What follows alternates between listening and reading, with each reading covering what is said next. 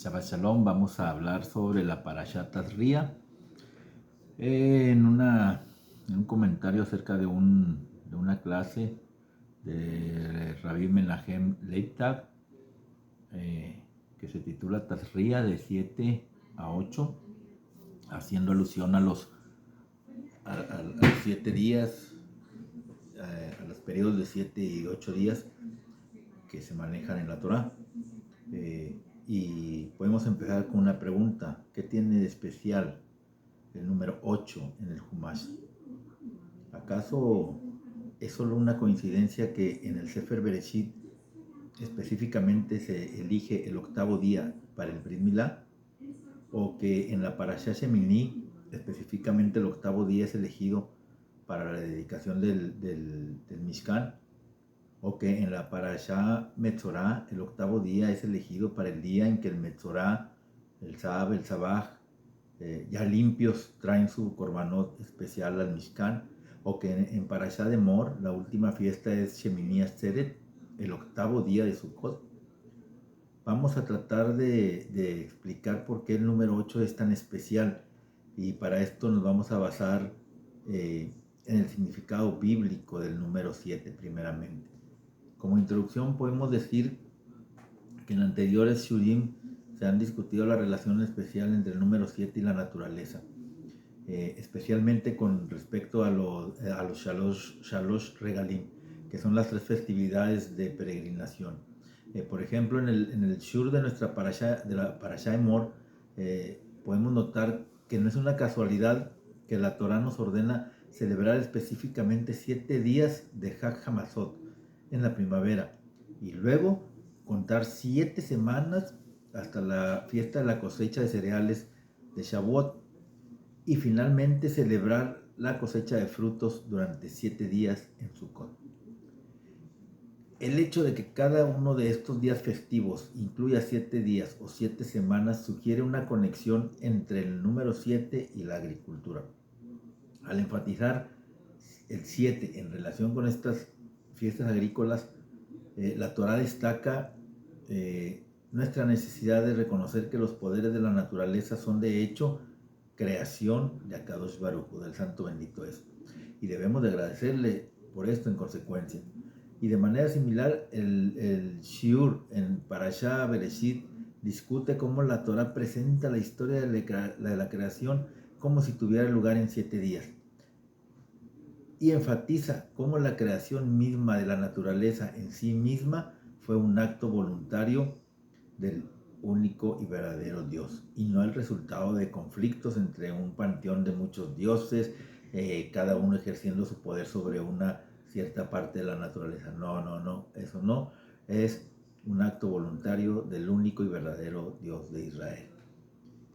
En el siguiente, y en este comentario basado en el shur del rabino Leibtag, volvemos al Sefer Bereshit en busca del significado bíblico del número 8, para mostrar cómo y por qué debería de relacionarse con esos 7 días de la creación. Vamos a ver el 8 y el Brit Milá. En algunos ejemplos que hemos citado anteriormente del Sefer Vayikra, el 8 parece ser significativo simplemente porque sigue una secuencia de 7 días.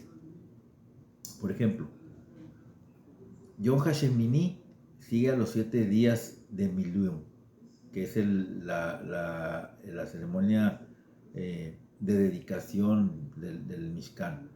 El Korbanot en el octavo día de Metzorá y Sab sigue su periodo mínimo de 7 días de Tahará, y Shemini Atzeret sigue a los 7 días de Sukkot.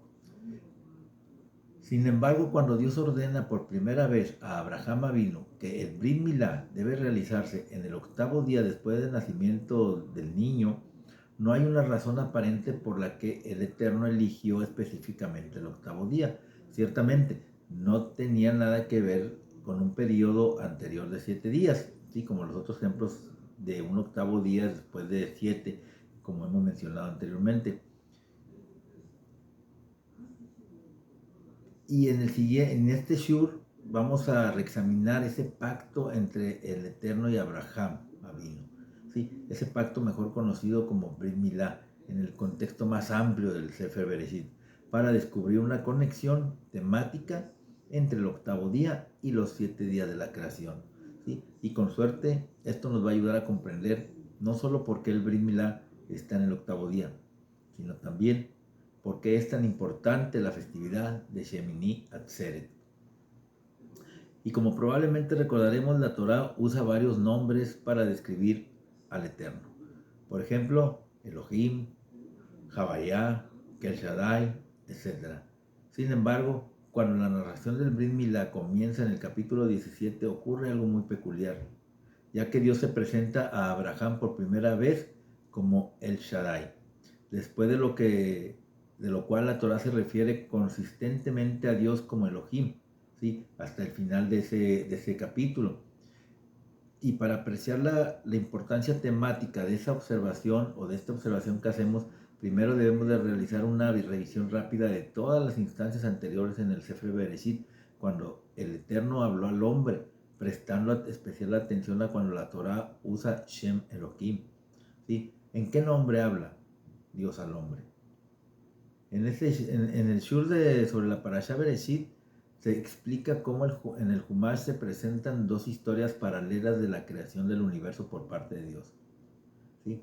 Capítulo 1, verso 1 hasta el capítulo 2, verso 4, Beshem Elohim, ¿sí? Aquí se enfocaba en la creación de la naturaleza por parte de Dios, es decir, un universo estructurado en 7 días. Ahí se usa el nombre de Beshem Elohim. Y en el capítulo 2, verso 5, hasta el capítulo 4, verso 26, que se reenfocaba en la relación especial de Dios con el hombre, es decir, a la creación del Gan Eden y al destierro del hombre de ese entorno después de pecar, se utiliza el nombre de Beshem Havayá. Y sin entrar en los detalles complejos y el significado más profundo de esta presentación doble, simplemente debemos de postular que la relación de Dios con el hombre se desarrolla a lo largo de las líneas de cada una de estas dos perspectivas, ya que cada uno de estos nombres divinos refleja una perspectiva diferente del desarrollo de la relación entre el hombre y Dios, o mejor dicho, en la relación entre Dios y el hombre. Por ejemplo, en el capítulo 1, verso 1, hasta el capítulo 2, verso 4, que se le llama Perek Aleph, ¿sí? El Eterno bendice al hombre para que sea fructífero y se multiplique, para que domine la tierra y para que gobierne sobre todas las demás criaturas vivientes, ¿sí? En contraste con esta perspectiva del hombre como soberano de las creaciones de Dios, en el Perek Bet, que es el siguiente,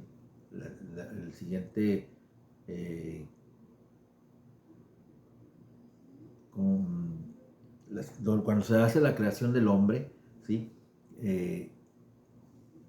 Se utiliza el nombre de Beshem Havayá, que es cuando el hombre es creado para convertirse en el siervo de Dios, cuyo trabajo es cuidar y de velar del Gan Eden, del jardín del Edén. Y esta doble perspectiva se encuentra una vez más en el relato del diluvio de la Torá, ya que la decisión de Dios de destruir a la generación del diluvio debido a su comportamiento pecaminoso se presenta de acuerdo a estas dos perspectivas. Como Beshem Elohim, en el capítulo 6, verso 9 hasta el verso 22, y como Beshem Havayá, del capítulo 6, versos 5, 8, y en el capítulo 7, versos 1 al 5. Y asimismo, después del Mabul, después del diluvio, el Eterno redefine su relación con el hombre, y nuevamente desde ambas perspectivas, como Beshem Elohim, capítulo 9, verso 1 al 17, y como Beshem Havayá, del capítulo 8, verso 18 al verso 21.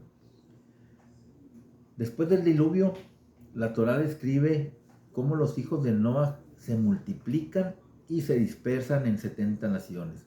pero inmediatamente después detalla el castigo de Dios a los constructores de la Torre de Babel al referirse a Dios usando el nombre de Shem Havayah. En este punto, en el Humash, es decir, al comienzo de la Parashá Lech Lejá, este patrón de doble presentación parece terminar, ya que la Torah usa exclusivamente Shem Havayah cuando describe todas las conversaciones entre Dios y Abraham Avinu, desde el capítulo 12 al capítulo 16. El uso exclusivo de la Torah del nombre de Shem Havayah para describir estos encuentros es temáticamente consistente con la afirmación de que el nombre de Dios de Havayah se relaciona con la relación especial entre el hombre y Dios, donde se espera que el hombre actúe como un servidor de Dios, como un siervo de Dios. Por ejemplo,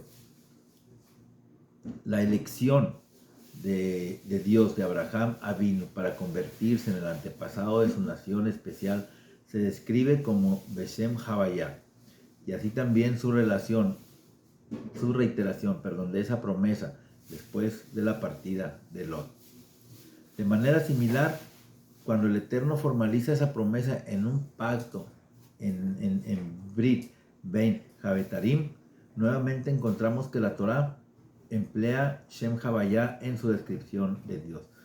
Por alguna razón, este uso exclusivo y lógico del nombre Havayah en la descripción de la Torah de la relación de Dios con Abraham Avinu cambia en el capítulo 17, cuando la Torah usa por primera vez el nombre de Elohim para describir cómo Dios le habla a Abraham Avinu en el Brit Milá. Ahora, para entender la razón de este cambio repentino, si echamos un vistazo más de cerca a cómo comienza este capítulo, debemos de notar cómo Dios se presenta primero como El Shaddai, antes de hablarle como Elohim. Y nos dice la Torah, cuando Abraham tenía 99 años, Dios, Havayah, se le apareció a Abraham y le dijo: Ani que El Shaddai, yo soy El Shaddai, camina delante de mí y sé irreprensible, y estableceré mi pacto entre yo y tú. Abraham cayó sobre su rostro, y Elohim le habló diciendo: este es mi pacto contigo. Y cuando estudiamos estos pesukim y los siguientes, se observa cómo Elohim, primero, cambia el nombre de Abraham a Abraham, lo bendice para que se multiplique, promete que se convertirá en una gran nación, le promete a él y a sus futuras generaciones Eretz Canaán, le promete la tierra de Canaán, promete que será su Elohim y le ordena circuncidar a sus hijos varones, aparte de otras cuestiones. Además de esos detalles en estos pesukim, se presta atención también a su estilo, ya que comparten algunas similitudes muy interesantes con los dos únicos casos anteriores en los que el Humash usa el nombre Elohim para describir a Dios hablándole al hombre. ¿Cuándo son esas ocasiones? Después de la creación del hombre en el sexto día y después del diluvio. Y para verificar esto, si ustedes gustan, pueden revisar esos dos conjuntos de pesukim observando los paralelismos con la narrativa del Brit Milá. Uno, en el sexto día, después de la creación del hombre, Dios, como Elohim, lo bendice. ¿Para qué? Para que sea fecundo y se multiplique, para ser amo y gobernante del reino viviente y que pueda comer de las plantas y frutos de los árboles. Y después, unas 10 generaciones después, precisamente después del diluvio, Elohim bendice a Noah y a sus hijos de manera muy similar, pero aquí se incluye ser fructífero y multiplicarse, ser dueño del reino viviente, y se le da el permiso para poder comer carne de seres vivos que sean sacrificados y no solo de plantas. Pero sin embargo, el paralelo más sorprendente con el Brit Milá se encuentra en el pacto especial que el Eterno, como Elohim, hace con Noah inmediatamente después de estas bendiciones, como se describe en el capítulo 9, verso 8 al 12. Cuando aquí se hace este pacto que es mejor conocido como el Brit HaKeshet, que es el pacto del arco iris, y que refleja el establecimiento de una relación especial entre Dios y la humanidad, porque ahí Elohim promete que nunca más destruirá o nunca más traerá la destrucción total de su creación, ¿sí? Y especialmente su explicación final de la palabra Brit, ¿sí? Ahí le dice a Noah que nunca más va a volver a destruir la tierra por medio del agua. Y es bastante sorprendente que la próxima vez que el Eterno le habla al hombre como Elohim, sea solo 10 generaciones más tarde, en el Brit Milá, cuando desafía a Abraham Avino a aceptar otro pacto más, ¿sí? Y hay que tener en cuenta las sorprendentes similitudes textuales entre esos dos pactos, es decir, el Brit Milá y el Brit Hakeshet, ¿sí? Sin embargo, además de estas similitudes, en el Brit Milá encontramos una promesa adicional, pero muy importante, ¿sí? Le dice, Lejiyol Lahem Elohim, ser un Dios para ti, que refleja una relación mucho más cercana con el Eterno. Y esta frase clave se repita 2 veces más porque enfatiza y define el propósito del Brit Milá, ¿sí? Un paso por encima de la naturaleza.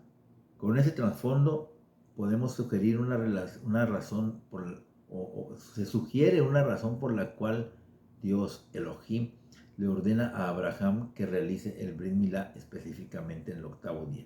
Hay que tener en cuenta la progresión que ha surgido a medida que seguimos la relación de Dios con el hombre, desde la perspectiva de Elohim.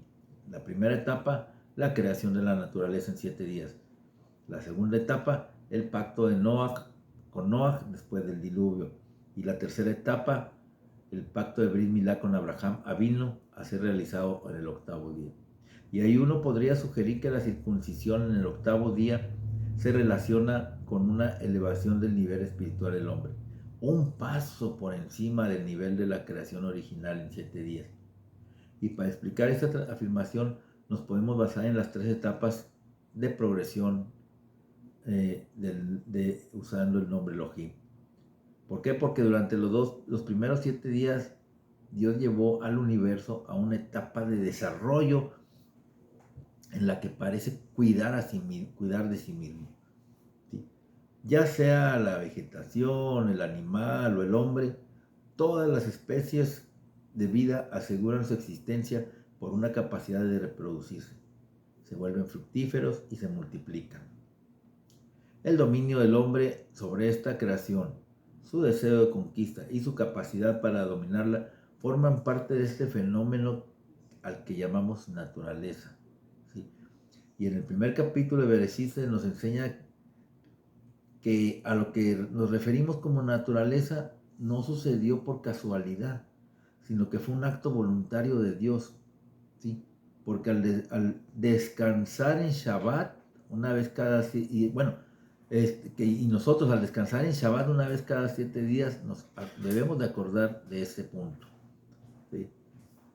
Después del Mabul, después del diluvio, Elohim comienza de nuevo, restableciendo su relación con la humanidad en un pacto con Noah.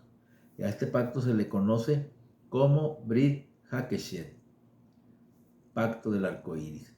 Este pacto refleja una relación muy similar a la de la creación original de Dios en 7 días, con algunos cambios menores, ¿sí? El hombre sigue siendo dueño de todo, pero hay un pequeño cambio en la dieta, ¿sí? Ya no solo puede comer plantas, ahora también puede comer carne. Y hay un mandamiento que está prohibido asesinar a un prójimo, ¿sí? Pero sin embargo las leyes básicas de la naturaleza siguen siendo las mismas, ¿sí? Y hasta el Brit Milá, la relación del hombre con Elohim permaneció distante. Había cierta distancia entre la relación de Dios con el hombre. Y aunque el hombre fue el pináculo de la creación de Dios con ciertas expectativas mínimas de comportamiento moral, básicamente era solo como una parte más de la naturaleza. Al hombre se le dio poder. Actuó como Elohim, pero no estuvo cerca de él. Pero ya en el Brit Milá, con el Brit Milá, Abraham se eleva a un nivel superior. Él y su descendencia son elegidos para representar a Dios como su nación especial. Y con ese propósito se le otorga una relación especial con Dios, ya que ahora están destinados a representarlo, ¿sí? Luego, como un signo para simbolizar esta relación, se les ordena circuncidar a sus hijos en el octavo día. Y por lo tanto, el Brit Milá, específicamente en el octavo día, puede reflejar este nivel adicional en el proceso de la creación, que primero tuvo lugar en 7 días, ¿sí? A lo que el Maharal se refiere como por encima de la naturaleza. En otras palabras, el octavo día puede entenderse como representativo de una etapa final del proceso de la creación. Así como los 7 días de la creación incluyeron una progresión de objetos inanimados, es decir, la tierra y el cielo, la vegetación, el reino animal, el hombre también, o sea, fue habiendo una progresión. El octavo día refleja cómo el hombre ha sido elevado a un nivel superior en su relación con Dios, ¿sí? Porque esa progresión, como les decía, fueron los objetos inanimados, después fueron los cielos y la tierra, la vegetación, el reino animal, el hombre y finalmente un nivel superior en la relación con Dios, con el Brit Milá, para elevar la creación a una mayor conciencia de la existencia de Dios. Se hace un pacto especial con la descendencia de Abraham, ¿sí? ¿Cuál es ese pacto? Ya lo dijimos hace un momento, el Brit Milá. El Brit Milá al octavo día después del nacimiento de un niño. Esta explicación puede ayudarnos a comprender la complejidad de las primeras líneas de la narrativa del Brit Milá. Dios, como Javayá, el nombre de Dios con el que Abraham está familiarizado hasta ese momento, le informa a Abraham que él es el Shaddai, el Dios que había detenido su proceso de creación después de 7 días. Y ahora, como Elohim, el nombre de Dios que orquesta la creación en 7 días, interviene una vez más y establece un pacto con Abraham para ordenarle con la misma del Brit Milá y para ordenarle la misma del Brit Milá y elevarlo un nivel más alto, es decir, acercarlo más a él. Por lo tanto, el mandamiento de Dios de que realicemos el Brit Milá en el octavo día no es incidental, más bien es un reflejo. Esto refleja la naturaleza misma de nuestra relación especial con el Eterno. De hecho, uno podría sugerir que la relación de Dios con su nación ahora se convierte en parte de la naturaleza del universo. Así como el sol siempre saldrá y se pondrá, Am Israel siempre será su nación para representarlo. ¿Y cómo lo va a representar? ¿Sí? Con la Torá. Con estos antecedentes podemos volver a los diversos ejemplos de esta relación, ¿sí? De esta relación entre el 7-8. En el Sefer Vayikra, ya que el Brit Milá en el octavo día fue solo un ejemplo. Y aquí podemos ver los 7 días del Milium y el octavo día, Yom HaShemini. Como se explicó en el Shur de la Parashá Shemini, los 7 días necesarios para dedicar el Mishkan reflejan el paralelo entre la construcción del Mishkan por parte de los Bnei Israel para servirle a Dios y la creación de la naturaleza por parte de Dios en 7 días para servirle a Él.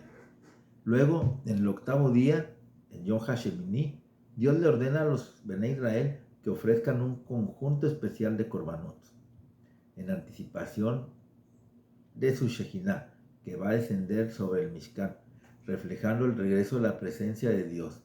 Y de esta manera el Mishkan ahora se convierte en el punto focal para el desarrollo de la relación especial entre Dios y los Bnei Israel, ¿sí? Así como el Brit Milá en el octavo día fue una señal de ese pacto especial. Los diferentes tipos de tumá son causados por algún comportamiento anormal del cuerpo y se requieren 7 días de tajará para devolver a la persona tamei al campamento, ¿sí? Todos esos diferentes tipos de impurificación, ¿sí? Requieren 7 días esos 7 días de esos diferentes tipos de impurificación que son causados por algún comportamiento anormal por unas transgresiones requieren de 7 días de purificación para devolver a la persona pura al campamento, para devolverla a su existencia normal, para devolverla a su hábitat natural. Y luego en el 8º día, esa persona debe de llevar un corbán especial para permitir su entrada al Mishkan. Y como la agricultura y la naturaleza van de la mano, todas las festividades agrícolas siguen ciclos de 7. En la primavera, Ha'aviv, cuando comienza la cosecha de granos, se llevaba un Corban HaOmer y se celebra HaMazot, ¿sí? Los 7 días de panes sin levadura, durante 7 días.